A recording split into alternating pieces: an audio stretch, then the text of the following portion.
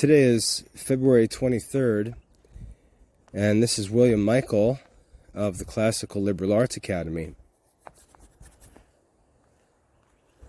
It's pretty amazing if you go back even to the early 1900s and look at the curricula or the courses of study at colleges and universities. You'll find that even into the early 1900s, there was a heavy emphasis on classical studies. The college education was wrapped up with Greek and Latin studies, philosophy and theology, reasoning and rhetoric, and so on. To be educated meant to be experienced in classical studies. As I said, that continued into the 1900s before social changes began that redesigned the curriculum, and classical studies were removed from the core curriculum.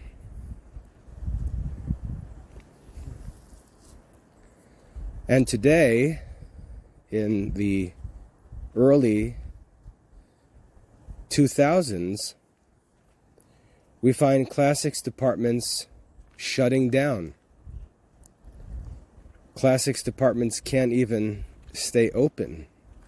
And so the studies that were once the foundation or core of a college education now, in many places, no longer even have a place in those institutions. Those departments can't even be kept open. And there's a reason for this.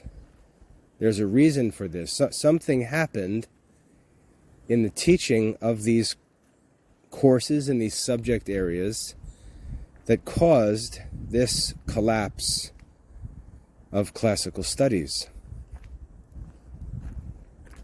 And I believe that classics departments can be revived if they will simply undo these changes. And these changes did not simply happen at secular colleges and universities. They also are found in Christian colleges and universities, or Catholic colleges and universities, because many of the students who ended up becoming the professors received the modern classical study education, and they brought that with them into the schools where they became teachers. And so this error, this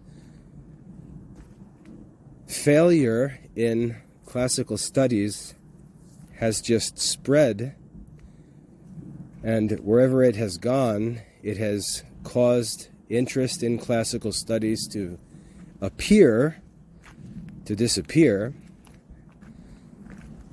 And as I said, in modern colleges and universities, classics departments can't even be kept open. There's just no interest. And there's a reason for this that I'd like to explain. I can explain this because I was a classics student in a modern university. I studied classics with my wife at Rutgers University. Both of us were in the classics department at Rutgers University. Now, it was Christian interests that led us to classical studies. Our Christian life, our Christian faith, our interests as Christians led us to classical studies. Most importantly, we wanted to learn biblical Greek. We wanted to learn Greek so that we could read the New Testament in the original inspired language. We thought that was really important for us as Christians. We wanted to learn about Greek and Roman civilization and its relation to the Christian church. We wanted to learn about Greek and Roman philosophy and Greek and Roman law and culture and so on, because as Christians, the Christian culture grew out of that Greco-Roman culture. Christian music, for example, grew out of Greek music. Christian law and government grew out of Roman law and government.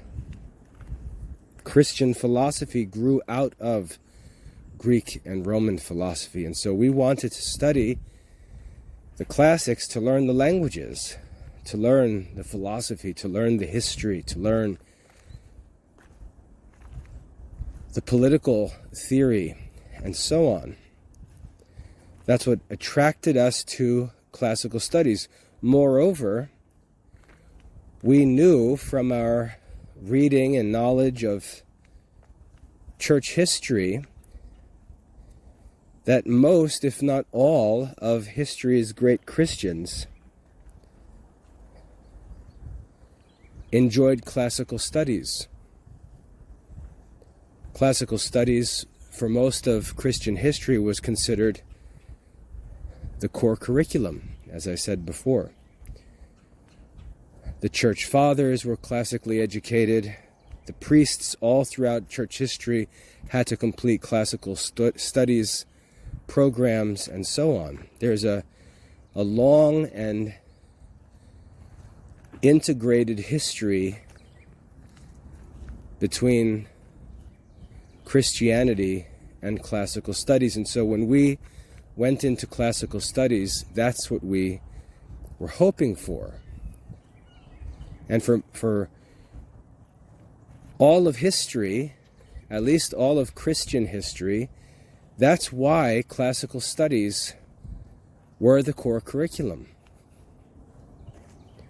But what happened in the mid to late 1900s was that focus on the foundations of Western civilization, on Christian culture and learning, on the Greco-Roman, Judeo-Christian intellectual tradition, that was pushed out of the colleges and universities and was replaced by a secular culture that really had no explanation for why it would continue to study any of those subjects. In a modern secular culture, why study Greek history or philosophy? Why study Roman law or politics? Why study biblical Greek? Why study classical Latin? In a modern secular environment, there's really no reason to study those things.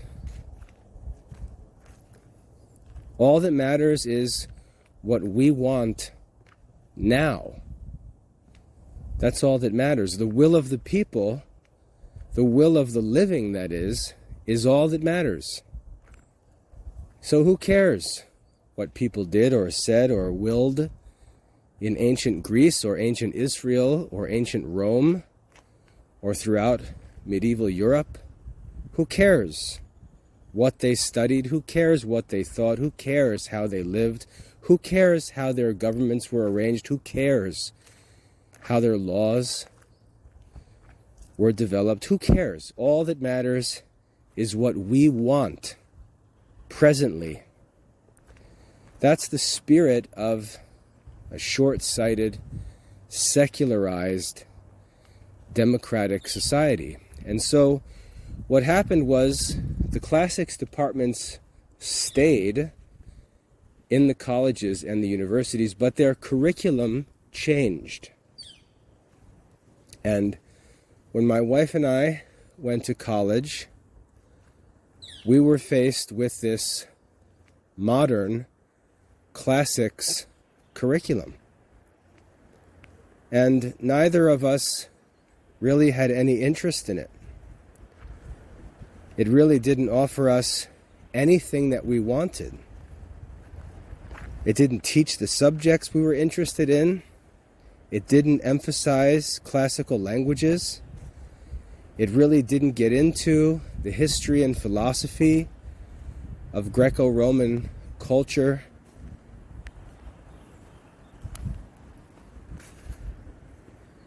It wasn't very attractive at all. My wife, being the kind of person who can just follow instructions and get things done, finished her classics degree in 3.5 years. And she had A's and B's. But she really didn't ask any questions or fuss much. She wasn't happy with the classics program, but she just wanted to get her degree finished because she wanted to be an elementary school teacher. And she did so. But for me, I had more to lose or more to gain. And I was really hoping to get something from my classical studies that I wasn't getting. Now, some could say, well, why didn't you just transfer to a Christian school? And the answer is because the Christian school classics programs, if they even have one, are no better. Because this is sort of a modern problem that is not remedied in Christian schools.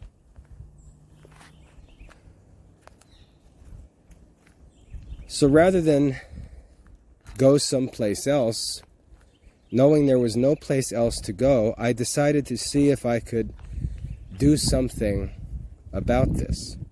Now, fortunately for my wife and I, we had in this classics department a couple professors who understood what we were interested in, and I would say they shared our interest. They were interested themselves in the old classics programs. And there was one professor in particular who we really enjoyed, who understood what we were seeking, and so we enrolled in every one of his courses that we could, and they were great. In fact, the first classics course I ever took was a classical mythology course with that professor, and I loved it. It was exactly what I wanted. But most of the other courses were nothing like what we wanted. For example, we were in classic studies for 4 years, and we could barely read Latin or Greek at all. In fact, it got more confusing and difficult as we went on. I never really even had confidence that my professors knew the language. And so finally, I decided to ask that one professor if I could do something different. And in God's providence, that professor was named chairman of the classics department. And he had the authority to oversee me in independent studies. And so I told him, I said, I would really like to study the old classics curriculum. I would like to study Aristotle and Plato. I'd like to study Cicero and Seneca. I'd like to study the languages, really immerse myself in the languages. I'd like to study Greek and Roman history. I'd like to focus on the connections between classical studies and Christian intellectual culture. And these courses, these subjects that I'm interested in, are not a part of the modern university classics department curriculum. So can I through independent study, pursue these traditional classics courses, or I should say these classics courses. And he agreed to let me do that. And so my own undergraduate education became a research project where I worked to uncover the classics program, find the resources, find the study materials, and then work through them independently. And so that work of researching the classical curriculum, for me, that started in my own undergraduate studies. And I've just continued doing that work for 25 years now. But I was able, because of that providential circumstance, and because of my own stubbornness, I was able to get something that resembled a classics degree. And I've enjoyed all of the fruits and benefits of that real classical education. And that classical education led to the foundation and establishment of the Classical Liberal Arts Academy.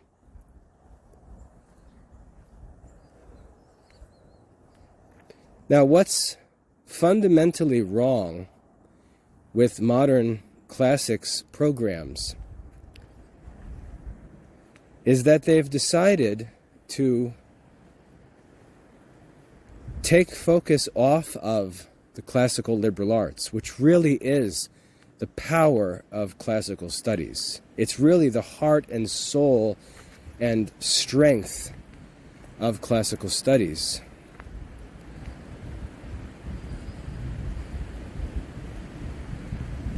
What's unfortunate is that these modern schools, in their zeal to push European culture out of the college environment and replace it with this sort of multicultural, artificially diverse, secular culture, is that they've pushed out the classical liberal arts, which are entirely secular. They've pushed out the classical liberal arts, and the classical liberal arts really are the greatness of classics studies. And by the classical liberal arts, I mean the arts of grammar, reasoning, rhetoric, arithmetic, geometry, music, and astronomy. That's what classical studies was really about all through history. The study of the 7 liberal arts, the classical liberal arts. Not to be confused with modern liberal arts, which means anything outside of math and science. I'm talking about the real 7 liberal arts. That's what classical studies always meant. That's classical education. And what modern colleges and universities have done is they have removed the classical liberal arts from classic studies. And so what's left behind when you remove the focus on grammar and reasoning and rhetoric and the 4 mathematical arts is that you can no longer study classical philosophy. So philosophy goes next.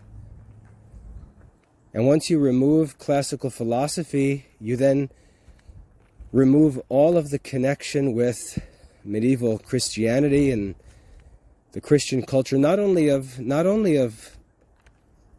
Christian society, but also Muslim and Jewish society, because they all participated in that tradition. And you're left with a set of courses that really have no purpose. You have this set of courses where students who are between the ages of 18 and 22 years old are asked to get excited about studying some Latin poetry. And you're not going to really study Latin poetry because none of the kids can read Latin. So you're just going to mess around with this Latin poetry. And you're not going to read the real historical classic texts because they're conservative and make the liberal secular professors uncomfortable. You're going to read things like Catullus, just these like boring, uninteresting poems. It's like having an English program where you take out Shakespeare and Chaucer and you replace them with modern poets. So we're not going to study Shakespeare in English. We're not going to study Chaucer. We're going to study some modern 18th or 19th century American poet that no one knows about. That's what a modern classics program is like. You're hardly going to get into something like Cicero, because Cicero is a conservative moral philosopher. You're not going to get into Seneca because Seneca is a conservative moral philosopher. You're not going to dig into Greek because if you're going to get into Greek studies, you're probably going to need to read Aristotle or Plato or passages from Scripture or church fathers like John Chrysostom, because that's who was traditionally or what was traditionally read in Greek courses. Instead, you're going to have to find some non-Christian, non-conservative source to study, and you're just going to be studying unpopular junk that never had any influence in history. And no one's interested in doing that. If you're going to have a classics department, the kids who are going to be attracted to that classics department are going to be Christian kids. No matter what you say, secular people are not going to be attracted to classical studies. Liberals are not going to be attracted to classical studies. The audience, the target audience for a classics department is going to be Christian students. Maybe Jewish students, maybe Muslim students, because as I said, they all share an interest in classical studies. But you're not going to get liberal, secularized college students interested in classical studies. And so when we play this game and we try to secularize the university, the classics department is killed. Nobody's interested in it. And no one in history ever was interested in such a program. And the same program you find at a modern secular university is the same program you'll find at a Christian college or at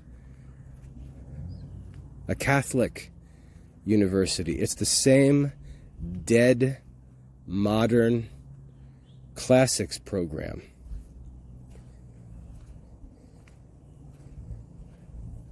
And so I wrote the other day, if you want to revive a classics department, if you want to create a successful classics department, teach the 7 liberal arts, teach ancient and biblical Greek, teach classical and ecclesiastical Latin, and focus on them so that kids quickly become fluent in them. And there are ways to do that. but immerse the kids in the classical languages. And if you don't know how to do that as a teacher, then you need to get help, because it's not difficult. But most of the classics professors never learned to read Greek or Latin well themselves. But the first thing should be that classic students are fluent reading Greek and Latin. Secondly, teaching the 7 liberal arts, teaching the art of grammar as a core classical studies course or subject. Teaching classical reasoning, teaching Aristotle's Organon. Teach it straight from Aristotle's text. That's classical studies. The whole of medieval Christian philosophy is based on Aristotelian philosophy, and so it's of great interest to Christian students to study the classical curriculum. But it needs to be taught from the original sources. It needs to be taught from Aristotle's Organon. Teach rhetoric from the texts of Aristotle and Cicero. This is the core classical curriculum. The students should be able to read Aristotle and Cicero. Even if they can't read the original languages, they should be introduced to some of the original language, at least to become familiar with the vocabulary, and at the very worst, they should read those works in English translation. Read Aristotle's rhetoric. Read Cicero's rhetorical works. Allow the students to know the theory and art of rhetoric so they can take up the study of Cicero's speeches and understand what's going on in them, because they know the theory.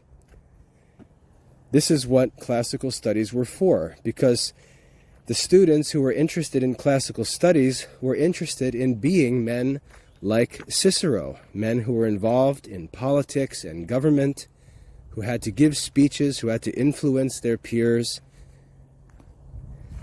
And Cicero was the master teacher of that art of public influence.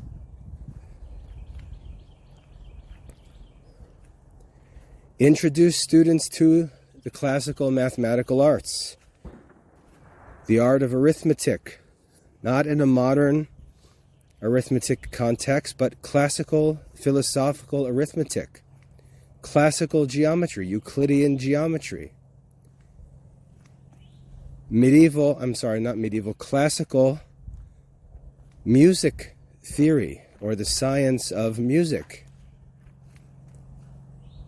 And then lastly, the science of astronomy, taught from classic texts. And then with that foundation, move the students into the study of classical philosophy, studying the works of Plato. Not just a couple of them in a Western Civ class, not where they're introduced to 2 of the works, but where they read all of the dialogues of Plato and actually learn the content of them, learn the message of them, discuss and study the themes of those dialogues. And then move into the study of Aristotelian philosophy, not reading textbooks about Aristotelian philosophy, not having professors tell them what Aristotle taught, most of which is not true, but having the students actually read Aristotle's works for themselves.